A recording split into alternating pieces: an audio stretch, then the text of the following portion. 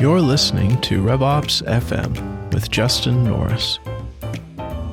Most of our go-to-market motions in B2B tend to have these predatory metaphors associated with them. We talk about capturing inbound leads or hunting down outbound prospects, but community is something different. It's something so valuable that people will go and voluntarily spend hours of their week there, make it a real part of their lives, even pay, in some cases, to be a part of it.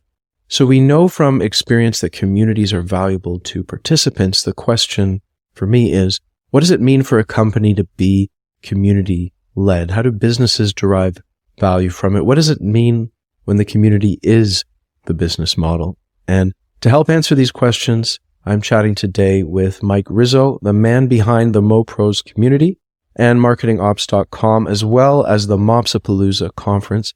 Over the past 7 years, Mike has forged an incredible network and platform and really become one of the main voices for marketing ops out in the world today. So we're going to dig into all of that. Mike, it is great to finally sit down with you on the show. Hey, I appreciate it, Justin. I would argue I am less a voice for marketing ops and more of like the megaphone. The mascot. Yeah, I'm fine with that. As long as we get attention for the criticality and importance of this vocation, we can amplify through all the other great work that people are doing. Like, that's a win. Well, I think you certainly are achieving that. And I want to go back to the origin story of Mike Rizzo, the MOPS superhero. What radioactive spider were you bitten by? No, I mean, I saw, as I was looking at your bio prior to the show, reminded me that you've been running the Slack community for 7 years. Which blows my mind, as I think I joined it fairly early on when it was still relatively novel that there were these Slack communities. What led you to do this? Why did you do it? What is motivating you to do this? I would say there wasn't a formal motion in place to say, hey, this is a community. In fact, community wasn't really on the tip of the tongue of most B2B SaaS technology companies, let alone practitioners, when I started the Slack channel. The reason for starting the Slack channel was purely that I was a team of one. And every time I was trying to talk about a problem I was having with some technology or some integration or even a process I was trying to sort of massage to fit the needs of our business, most of the team members around me didn't necessarily understand the intricacies of what I was trying to deal with. And so I started this channel on Slack. At the time, I was at a company known as Mavenly, now known as Cantata. And I think at the time Slack was new on the scene. And so I was like, oh, this is a free tool. Like, maybe I could find other people, to hang out and talk shop with, since we can all download this app. And eventually I met people as I went to these conferences that were doing what was deemed marketing operations. And I wrote a blog post about it on Medium, positioned it as a place for anyone from any background to come and talk shop in hopes that I would find more friends, because the team of one. And it wasn't until 2019 when pre-pandemic, all of a sudden I had 5, 10 or so requests to join. Like, that Medium post that I wrote suddenly got traction and people were reaching out to me on LinkedIn asking for an invite. And so I don't know if it was a Google algorithm thing, more active searches happening, or a need in the market, or some mix of all of those Venn diagram overlaps happening all at once. I want to give a shout out to the sponsor of today's episode, Knack. I love marketing automation software, but let's be honest, the email and landing page builders are usually terrible. You can't make it nice without a developer, and marketers are going to find a way to break things or go off brand. You do not have time for that. So Knack is totally different. You set the guidelines and then give your users a building experience that's slick, modern, and beautiful. When they're done, everything goes to your map at the push of a button. And don't worry, it supports global teams, approval workflows. It's got your integrations. So head on over to revops.fm/knack, that's KNAK, and get a special offer just for my listeners.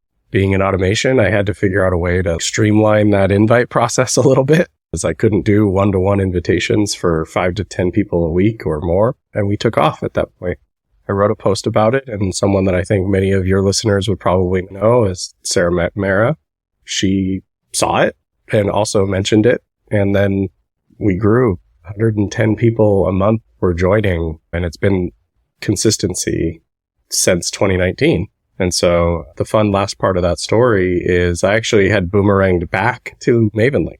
And at the time when this was happening, so I'd gone off and done other roles in growth marketing and worked at an agency for a minute, and ended up back at Mavenlink as this thing was suddenly starting to take off. But the difference this time at Mavenlink was I was in a community.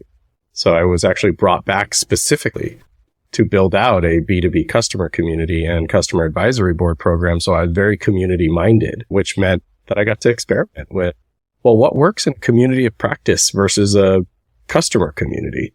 And I tried things in both places. Eventually, I was given the opportunity to go spend at least a third of my time on what eventually has become marketingops.com. And now is much more than a third of my time.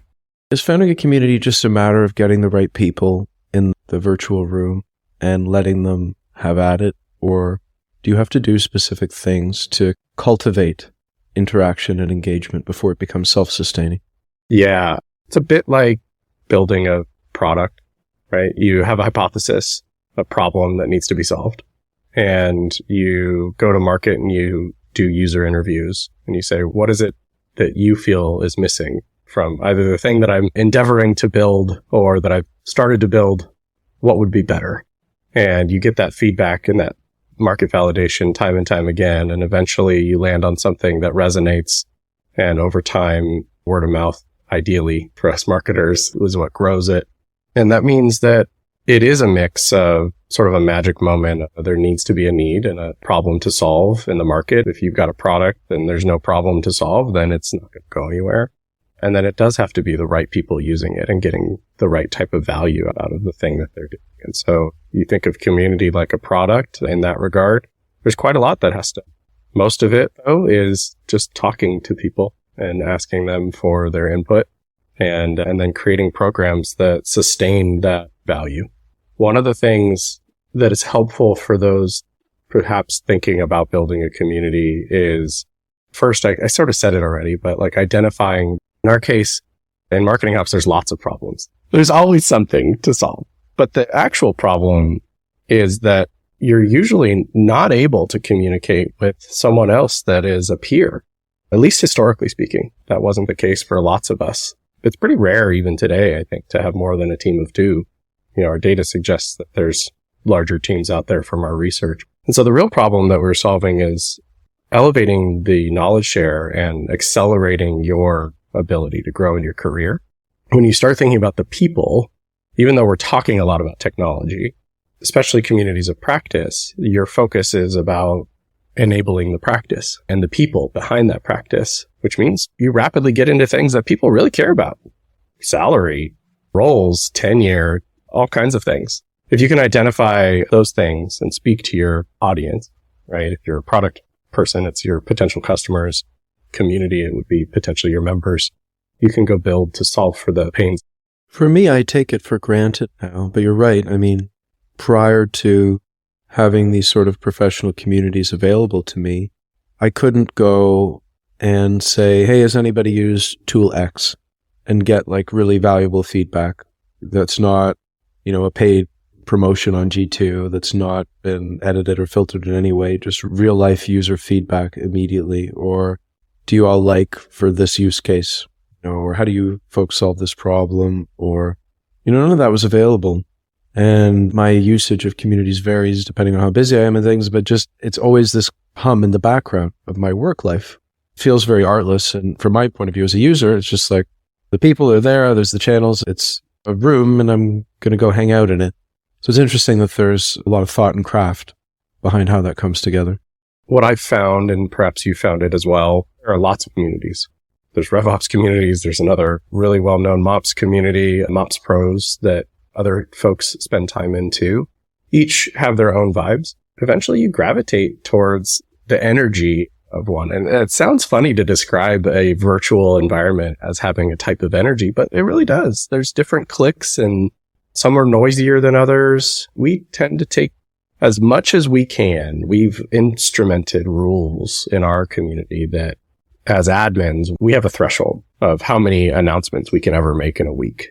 whether they're self-serving or about an event or, a webinar we're going to host or whatever, we actually have hard and fast rules for our team to follow. And so we know we can't use the @ channel or @ everyone here capabilities more than just a certain amount of times.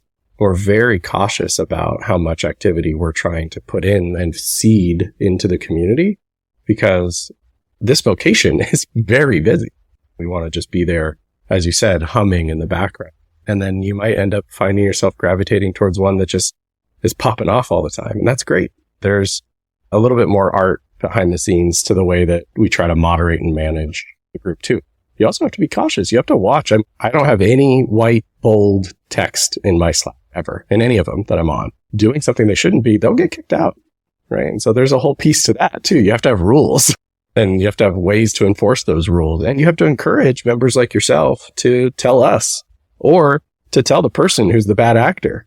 That's against the rules. I tell anyone who ever messages me, somebody did something they shouldn't have done.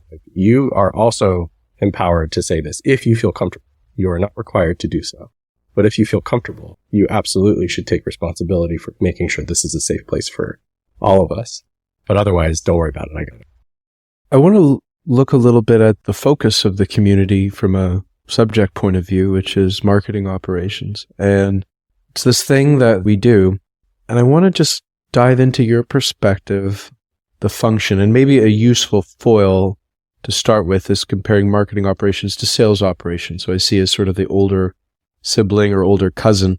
Where do you view MOPS in terms of its evolution, its maturity, its kind of centrality within the business? Where are we at in terms of marketing operations today? Oh, it's a good question. I just did a post positing that admins, for lack of a better description of a role and a function, should actually be considered product managers. Ties in very nicely to this aspect of comparing marketing operations to sales ops. I would agree. I think it's an older cousin or sibling. I think Deal Desk, some of the technology that's happened inside of the sales ops ecosystem, there's certainly a lot of supporting solutions there, but fundamentally they're pretty focused on one particular aspect of that buyer's journey. And the interesting thing, I've actually shared a graphic about this before as well, is that marketing operations is actually required by nature. Look from even before the funnel, the pre-funnel, the awareness building piece. You're supposed to figure out how do you enable tracking, reach, identification, ideally, of your ICP, your buyers, all the way through to the end. And really, there is no end in a lot of businesses. When somebody becomes a customer and is potentially up for renewal, becoming an evangelist, etc., your job in this vocation is often to think about that in the entirety of that underlying pieces, the foundational aspects of the data, the technology, the people, and the process that goes into enabling that full funnel view.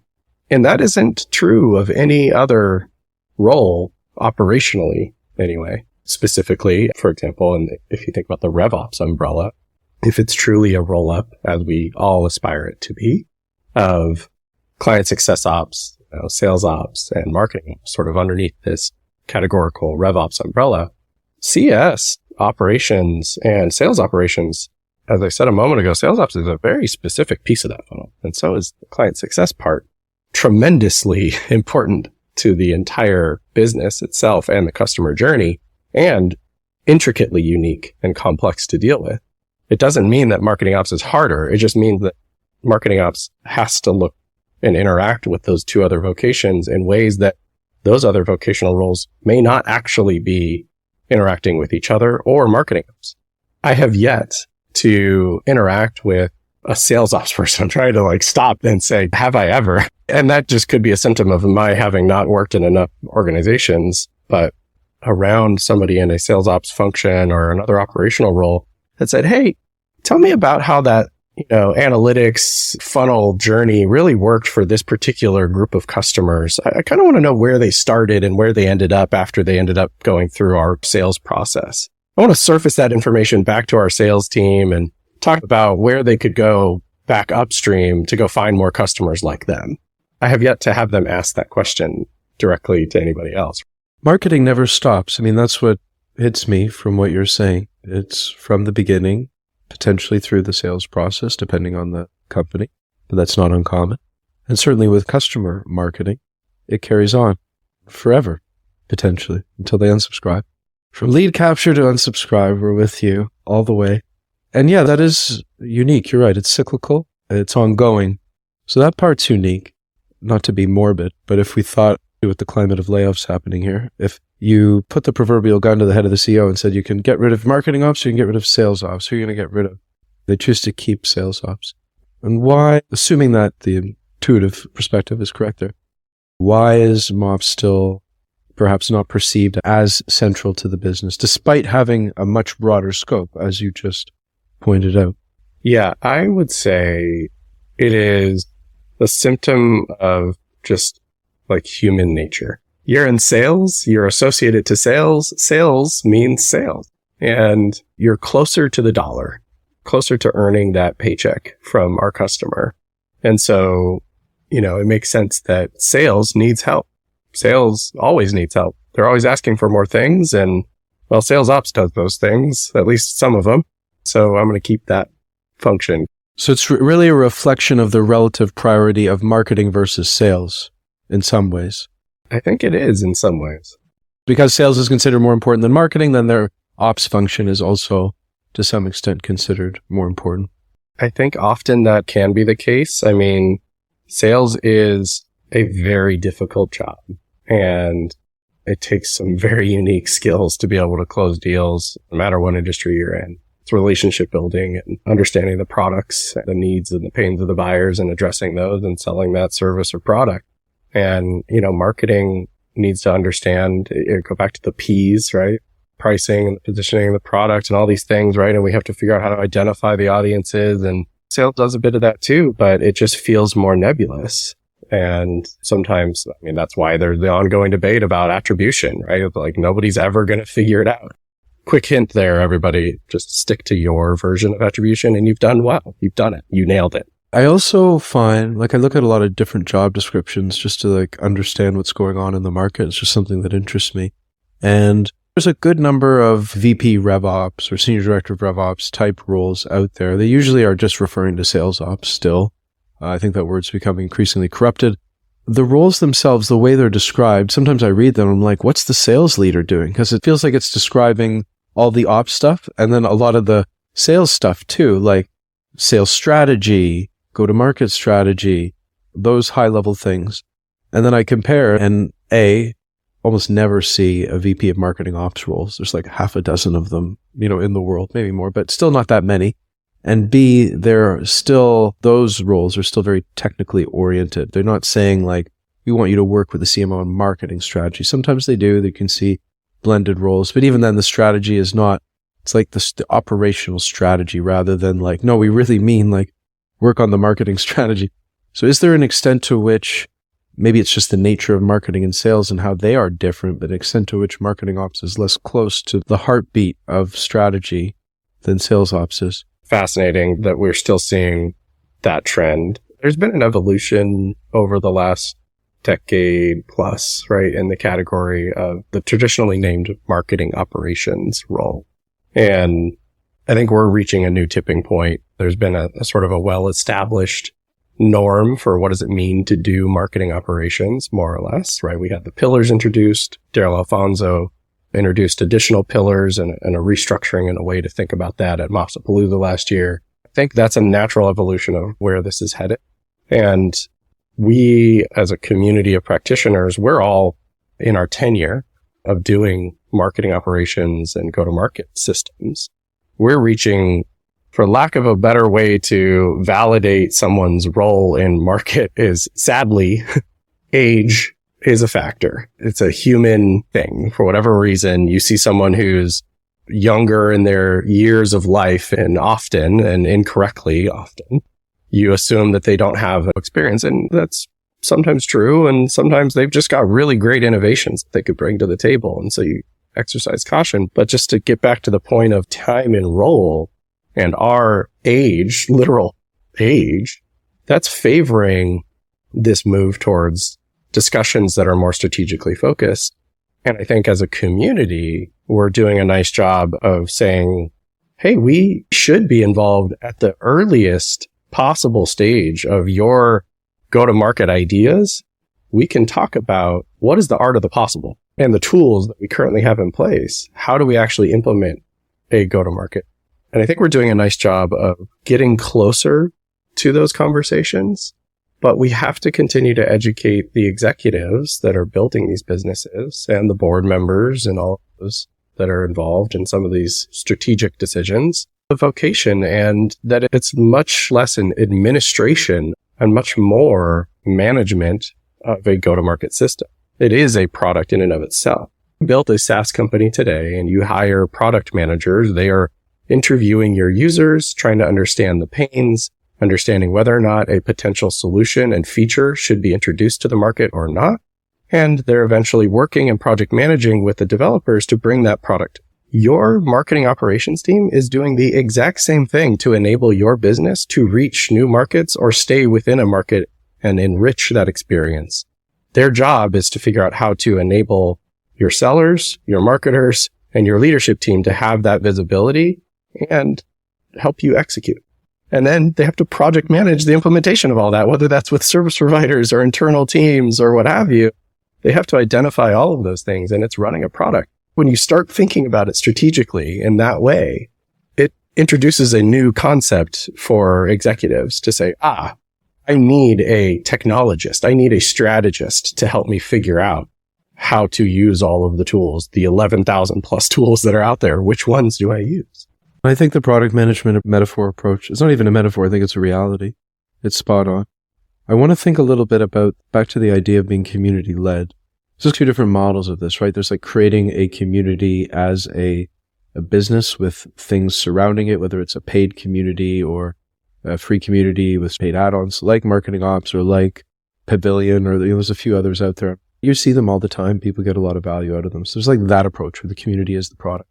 And then there's what maybe is interesting to lots of people, but the idea of being community-led, where the community sort of is the go-to-market motion for a software product or maybe a consulting business or something. Like at my company, 360 Learning, we have a community.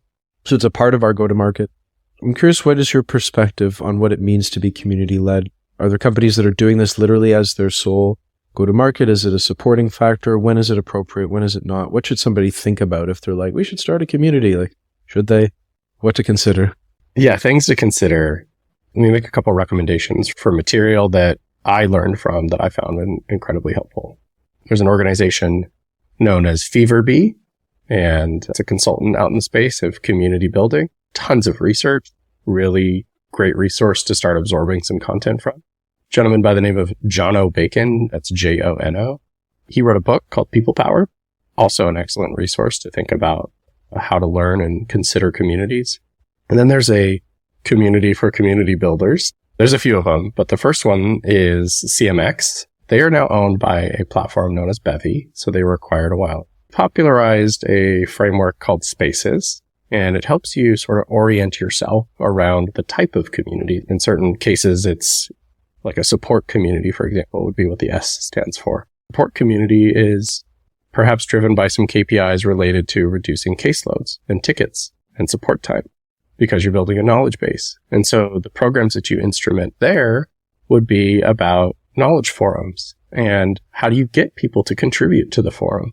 And what are the systems and the rewards and the badging and the gamification and the model around creating a better support environment that alleviates the burden of your own internal support staff?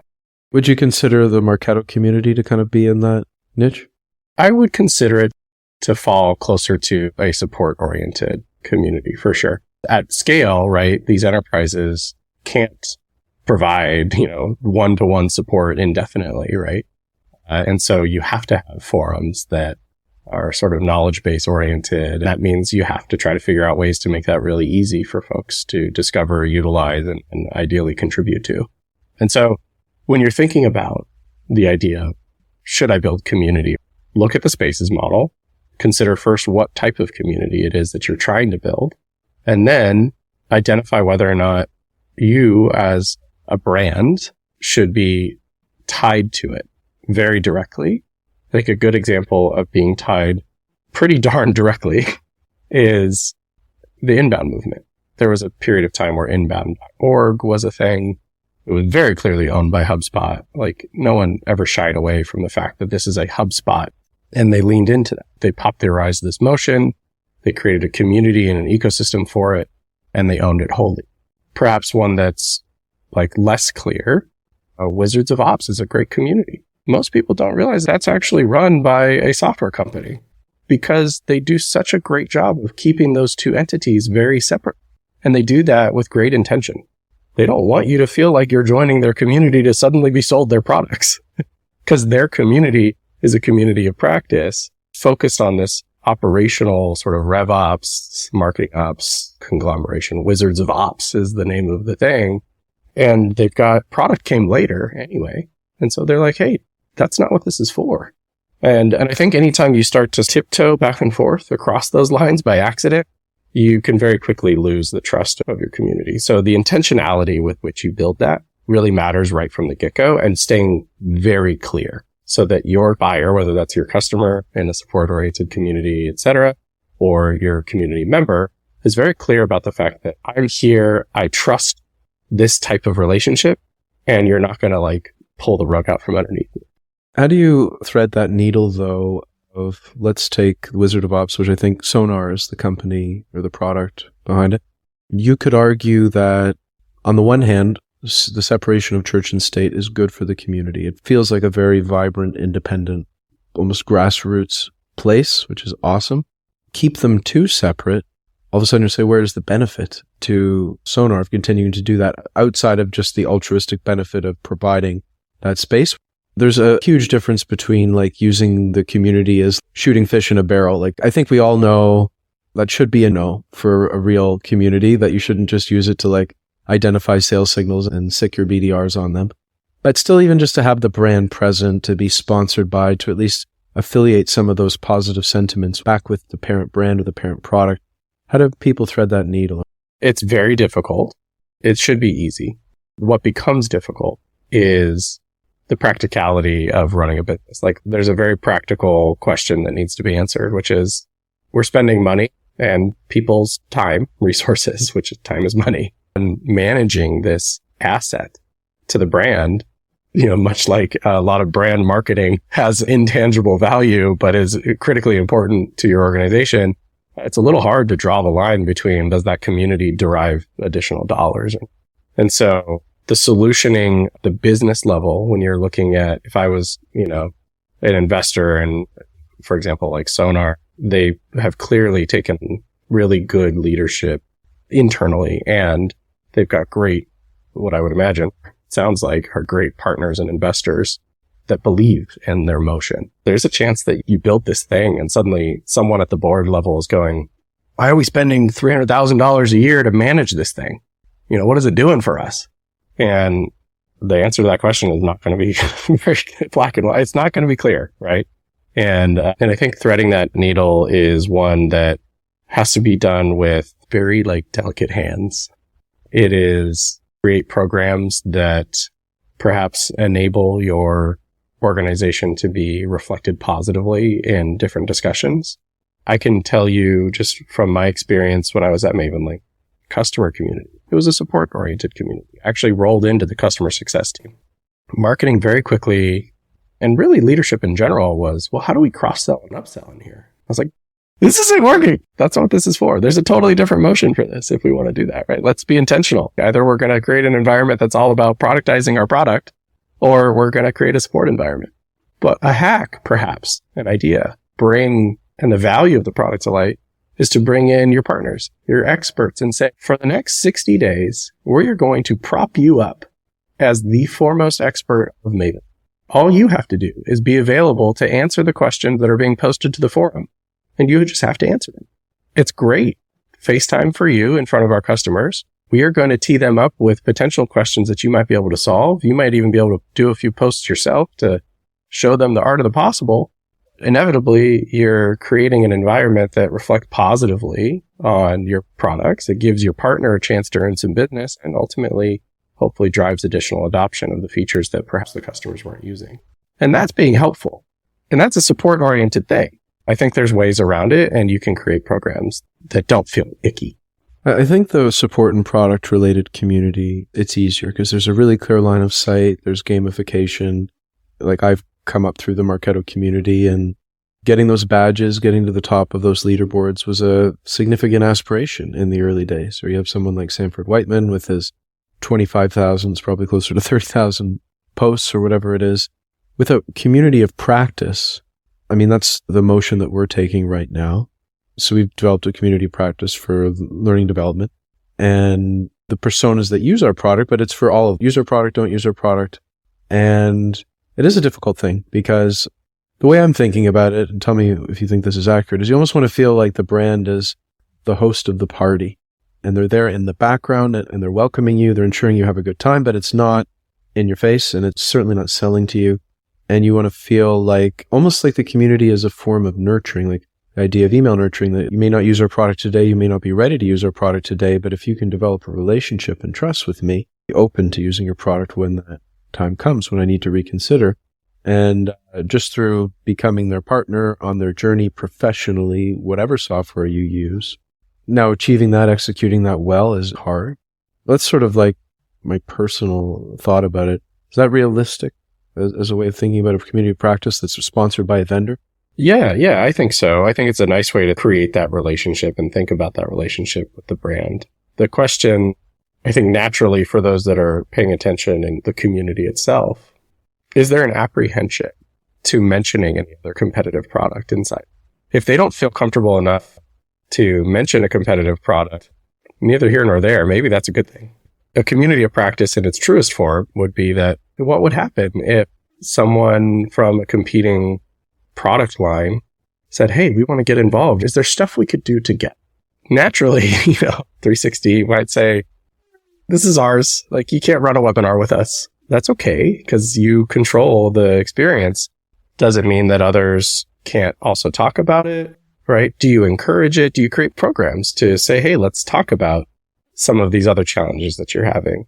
The further you head in the direction of, I actually am very well aware of the fact that there's lots of you using other products that are not ours, and we're just going to lean into that and allow that and support it, you can create even more trust and perhaps learn, right? On the, well, how do we address those pain points in the rest of our messaging up market?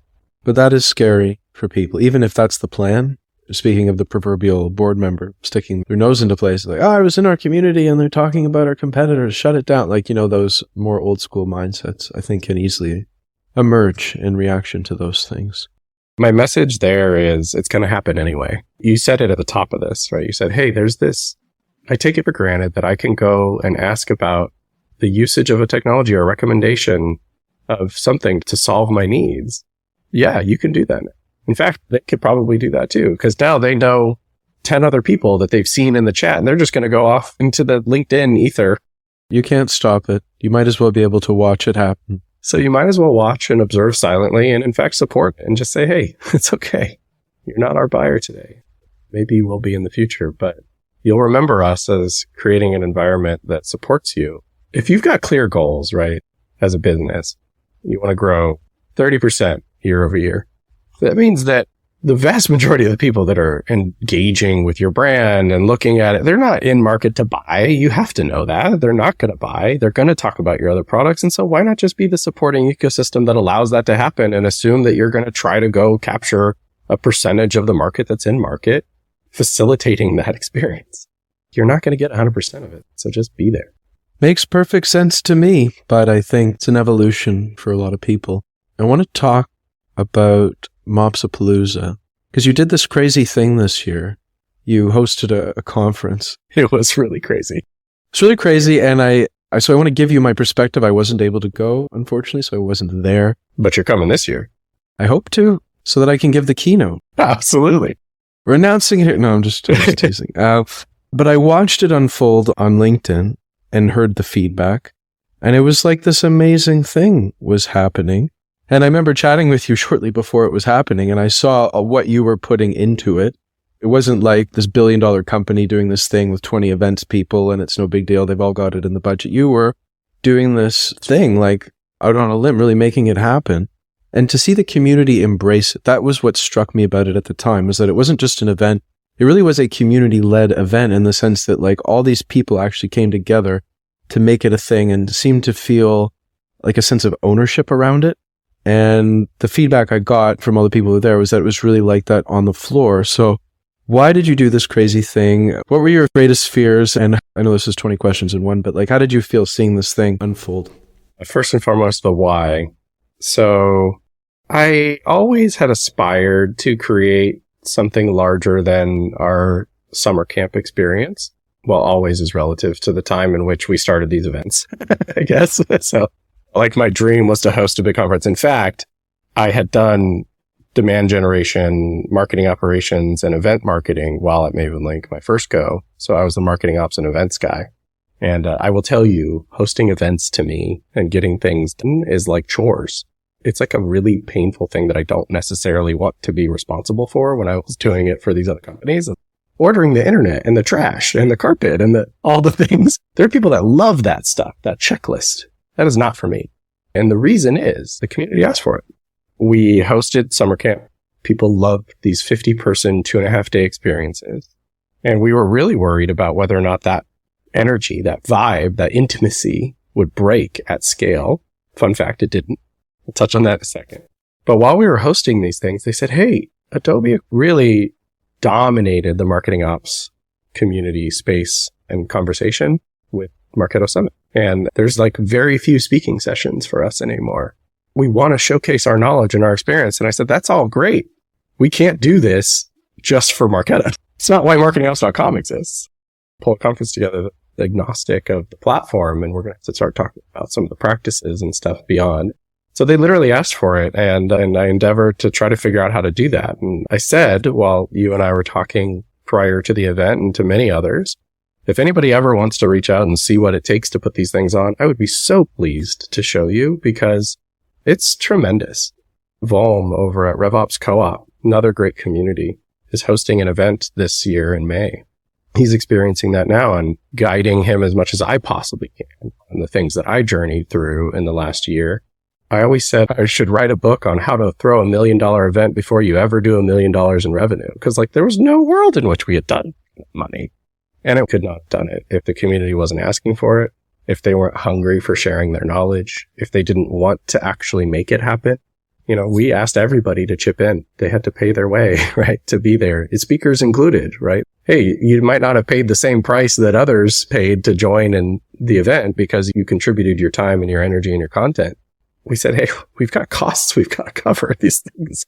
And so that means you have to have the mindset of, I'm invested in this community and I want to make it happen. And so when you did get to the floor, it was incredible to go from what I had experienced with thrice over with about 50 people in a room for 2.5 days to now 330 people across these 4 rooms, 120 plus speakers or what have you. The amount of folks that came up and said, this is amazing. It was so inspiring. And it was definitely the hardest thing that I've ever endeavored to try to do. I didn't do it by myself. While we might not have had a team of like budget aligned and 20 to help us do it, we definitely had a production team that was tremendous. The speakers said they were even better to work with than some of the other big events they've spoken at, names of which events, but they were just so complimentary of our team. And we're really excited to try to do it again this year. But yeah, it's crazy. Going into it was the biggest learning curve I've ever had in my careers. It looked stressful, but it was truly impressive. Also just the way that people really wanted to support it, were talking about it, felt invested in it. Even perhaps a bit beyond like the Marketo Summit always was, people really got into it. Like, there was the wall of tweets and posts and, there's always that chatter and stream around it. But it just, seeing people take ownership of this, that there was the hunger for it. It was really cool. I was impressed. I remember noting on this at the time and even thinking like, I have to have Mike on it at some point and talk about how we pull this thing off, because just feeling so surrounded by it, that's a real achievement when you can kind of take over LinkedIn, or at least the little corner of LinkedIn that I inhabit in that way. I don't see much. The silos they create on LinkedIn, or their algorithm does a very good job niching us down, and for better or worse, I guess. I appreciate words of encouragement and the feedback. It is a tremendous effort to get, I always say, when we work with other brands and we work with speakers, we say, hey, the faster you can get to the part where you talk about how the cookie's made, the sooner this community will actually pay attention, because we don't want the fluff. And so that sort of no BS point to make is it costs us about $1 million. We did not run it profitably. That is exactly what you would expect from an event, right? We're not in the business of hosting events for profits. We are in the business of creating great content and community and elevating this vocation. If we come out in the black or break even, that is fantastic. We did take a loan. For those that ever want to know more, took a $100,000 plus loan. I opened 2 other credit cards. I looked at taking a lien on my house because it's a significant amount of money. But this comes back, Mike, to, I didn't want to go there, but since you've mentioned it, the why, why are you doing this? You know what I mean? The level of commitment. There are easier ways to reach fame and fortune. And yet you are so committed to this project to put yourself out in that way. Do you just love marketing operations? Do you just love bringing people together? I do. I love the category. I love the people that I've met in the last handful of years where this has grown. I mean, yourself included, right? Some of the best people I've gotten to know. And that wouldn't have happened if any of this wasn't happening. And just to echo back to what I was talking about with Matt, who's hosting his event, he just posted yesterday, someone sent him an email and said they got a job because of the community, right? And that happens all the time in our community too. And it's the best feeling in the world. I know that we're helping without knowing literally, without getting emails from folks or DMs constantly, or even when it happens rarely. I know that's happening, and that's what matters. From the business side of this, there's an opportunity here. We're generating revenue. I can finally pay myself something this year, I think. Yeah, we're trying to treat it more like a business, and it's doing quite well from a year-over-year growth perspective. If you want to put the business hat on, it's been double, triple. That's what we did in terms of revenue. And those first few years if you go from $1 to 2. 100% growth. We did it. Yeah, we've done really well as an organization. When you isolate the conference, it did not run profitably. However, we did operate the business in the black for the very first time, just barely. But the reality is that I still haven't paid myself. And yes, it is a passion. So that means, in truth, a long road ahead of us. But I think there's an opportunity here for us to create the vocational platform of the future for this critical role.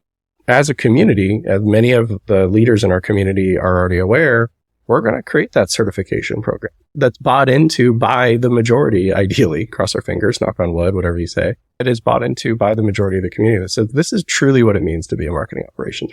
When you establish that, salaries go up. A company goes, I need one of those. We've identified through conversation year after year with the community that there's a need and there's something that we should try to go fix together. I think to my last question, which is just the future outlook for marketing operations. 2 to 3 years from now, 2026, 2027, where is MOPS standing at that point in the world? Where are we as a discipline? What's changed from your point of view? Hopefully some more VP of marketing ops titles. I would say more senior leader, potentially executive leaders, a shared understanding broadly about the importance, the role as a product go-to-market systems manager and strategy function, a certification program that establishes credibility, and ideally a couple 100,000 folks that hold that certification program. Well, we'll check in and see. I hope that's the case. Thank you, Mike, for all you do. And fun learning about this. Appreciate the community and the experiences that you've built, and look forward to speaking with you again. Yeah, thank you, Justin. I really appreciate it. Hey everyone, I want to invite you over to the RevOps FM Substack community, where you can sign up to get rough transcripts, show notes, longer form articles, and other bonus content. Just head over to revops.fm/subscribe to get free access. I'd also love to know what you thought of the episode and to hear suggestions for topics you want to learn about. Feel free to leave a comment on Substack or send me an email at justin@revops.fm. Thanks for listening.